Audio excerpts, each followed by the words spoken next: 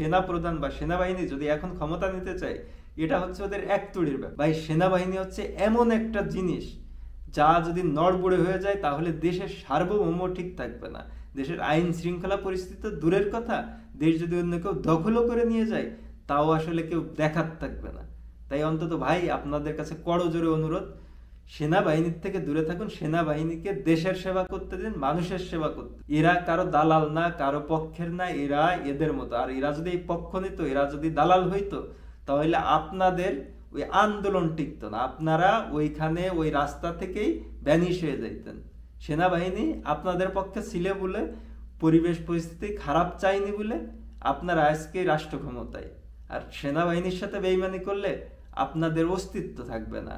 বিএনপির সাথে তো বেইমানি করছেন, আর আওয়ামী লীগের সাথে তো যা করছেন করছেন, এই সবগুলা যদি একসাথে আপনাদের ধরে তাহলে ছিঁড়ে ভুড়ে টুকরো টুকরো করেও আপনাদের পাবে না।